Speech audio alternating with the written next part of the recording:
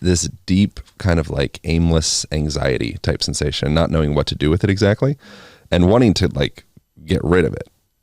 And so I wonder within that, I don't think, getting rid of it isn't the best approach. It's more like, perhaps leaning into it, listening to it, observing what it's suggesting to you. The body doesn't speak a particular language, right, in the form of like words, but it speaks in feeling and sensation, and actions as well, drives actions driven by emotions and feelings. So if a person is in that situation, I imagine there's probably people listening to it presently that are in that situation where perhaps they feel quite lonely. They feel like in a place of despair. They feel maybe not overwhelmed with anxiety, maybe overwhelmed with anxiety. What's the heuristics of being able to effectively move through that and process that and actually do the quote unquote work that I think the deeper self is attempting to manifest? Like, how do we actually lean in and heal those sensations that are emerging as opposed to just masking them? Oh, yes.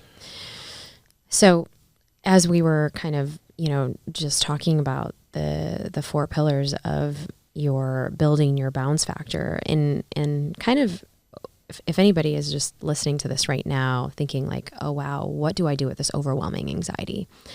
Well, there's a tool that I talk about in the book called Embrace the Suck. First, we have to embrace it, because most of the time, if our patterning has always been that we are just we have a mental thought, we're having an anxious thought, we have this thing that's ruminating, that we've been ruminating on in our minds, the first thing that we want to do is, we want to feel better. So what would you typically do? Okay, well, typically pick up your phone, start scrolling, get on IG, start scrolling, or, doing some work, checking your email.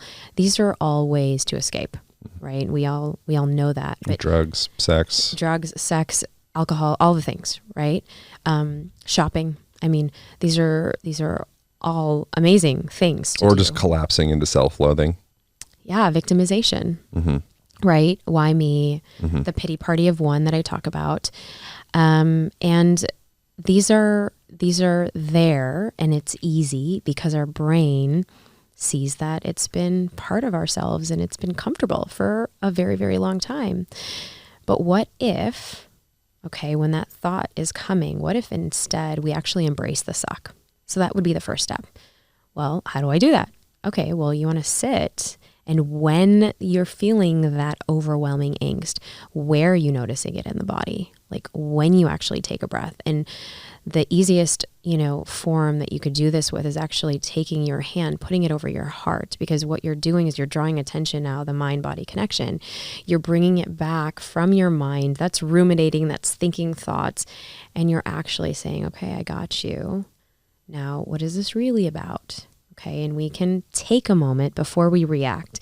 We can take a moment before we pick up our phone to distract, because all we want to do is distract ourselves. We numb ourselves, we bury it, we shove it under a rug, we shove it in a back closet, and we don't want to look at that because it is too painful. But instead, let's do the opposite, or I'd invite you to do the opposite, putting our hand over our heart, noticing, where are you breathing? Am I breathing shallow right now? And chances are you probably are, but where are you actually noticing that pit in your stomach, or the fact that maybe your shoulders were tensing up, or the fact that if you were feeling rageful, maybe you were clenching your jaw, or the fact that maybe you're starting to feel tension headaches because you're starting to ruminate in that suck. But bring forth that presence. All it takes is 3 seconds to bring forth that presence, and then take a breath, bring oxygen into your body. And then afterwards, kind of see, okay, where am I actually feeling this? And notice, am I judging myself for feeling this way? Am I judging myself for feeling jealous? Am I judging myself for feeling angry? Am I judging myself? Because most of the time it's in our minds. And then you want to articulate it and say it out loud. I'm actually feeling anxious right now. Most of the time, because it's ruminating in our minds, we're just thinking of, it's like thinking of all of the things that we have to do. Oh my gosh, I have to do this. I have to do this. Or all the things that didn't happen. Or I could have said this. I could have done this to save that. Well, it didn't happen. That's why, the mantra that I always give to people is, well, that sucked. Now what? Have a mantra, have an anchor. When we have an anchor, we're actually starting to even activate our vagus nerve. And a lot of work about the vagus nerve. And for those just listening, when we're activating our vagus nerve, what are we actually doing? Well, we're activating our rest and digest, our parasympathetic, our nervous system. We're calming it down.